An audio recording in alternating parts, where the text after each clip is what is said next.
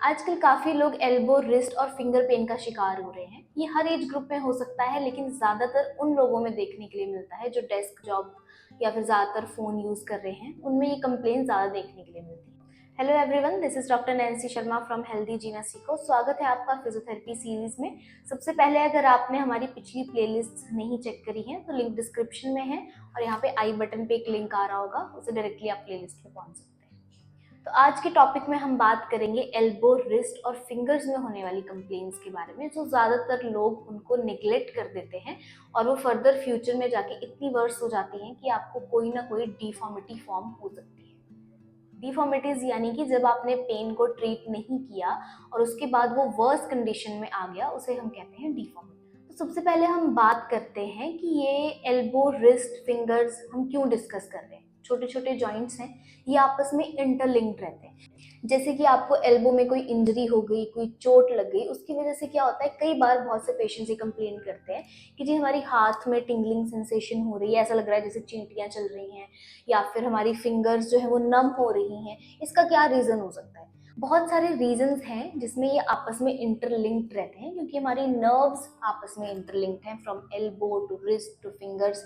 तो इस वजह से आपको ये कंप्लेंट्स आ सकती है। पहले बात करते हैं हम अपने एल्बो जॉइंट के बारे में। एल्बो में आपको क्यों इंजरी हो रही है या क्यों पेन हो रहा है? क्या हो रहा है कि आप एल्बो को बार बार रेपिटेडली यूज कर रहे हो, उस पर स्ट्रेन आ रहा है, जिस वजह से जो हमारे एल्बो में टेंडन्स, लिगामेंट्स होते हैं, नर्व्स होती हैं, वो इम्पिंज होना शुरू हो जाती हैं या उन पर प्रेशर आना शुरू हो जाता है, जिसकी वजह से आपको कंप्लेन्स आना शुरू होती हैं पेन की। एल्बो पेन की हमारी दो सबसे कॉमन कंडीशंस हैं, जिसे हम टेनिस एल्बो भी कहते हैं, and second is golfer's elbow. इन दोनों में डिफरेंस क्या है? टेनिस एल्बो में क्या रहता है कि आपको पेन आउटर साइड रहेगी और गोल्फर्स एल्बो में इनर साइड रहेगी। अब अगर आपको इन दो कंडीशंस की वजह से पेन ज्यादा हो रहा है तो आप स्प्लिंट एंड ब्रेसेस का यूज कर सकते हैं, जो हेल्प करेगा एल्बो को स्टेबलाइज करने में, पेन को रिड्यूस करने में, जो कि रिपीटेड स्ट्रेस की वजह से एल्बो में आ रहा है। तो आइए बात करते हैं रिस्ट और फिंगर्स में होने वाली कंप्लेंट्स के बारे में।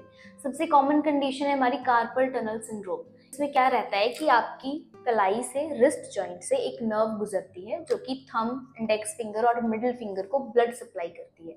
अब इसमें क्या रहता है कि जब भी आपकी ये नर्व कंप्रेस हो रही है, किस वजह से कंप्रेस हो रही है? रैपिड मूवमेंट्स हो रहे हैं, ज्यादा देर आपकी कलाई एक ही पोजीशन में है, तो इसकी वजह से आपको इस एरिया में टिंगलिंग सेंसेशन हो सकता है या फिर नमनेस हो सकती है, जिसकी वजह से पेन बढ़ सकता है। The next main condition is Quervain tenosynovitis. इसमें क्या रहता है कि आपके थंब के टेंडन में रप्चर हो जाता है, जिसकी वजह से आपको ग्रिपिंग एक्टिविटीज या फिर आपका ज्यादा जोर ना लग पाना थंब से, आप कोई चीज उठा रहे हो उसमें ग्रिप नहीं आ रहा है, उन सब में प्रॉब्लम्स आ सकती है। अब इन सब कंडीशंस के और भी बहुत से कॉमन कॉजेज हो सकते हैं, जैसे कि कोई फ्रैक्चर हो गया, डिसलोकेशन हो गया, अर्थराइटिस का इशू हो गया, आप कोई स्पोर्ट्स खेल रहे हो जिसकी वजह से आपको इंजरी हो गई, कोई नर्व कंप्रेस हो गई, उसकी वजह से भी ये कंप्लेंट्स आ सकती है। तो इन सब कंडीशन के प्रिवेंशन के लिए आप क्या कर सकते हैं? स्प्लिंट एंड ब्रेसेस का यूज कर सकते हैं, जो कि आपको एक स्टेबिलिटी प्रोवाइड करेंगे, पेन को रिड्यूस करेंगे। सेकंड, आप अपने पोस्चर को करेक्ट कर सकते हैं, जो कि हमने पिछली वीडियोस में ऑलरेडी डिस्कस किया हुआ है। डेस्क जॉब पे बैठ के या फिर जो नॉन वर्किंग पीपल भी हैं, वो भी अपने इस कंप्लेंट्स के लिए एक स्ट्रेचिंग कर सकते हैं।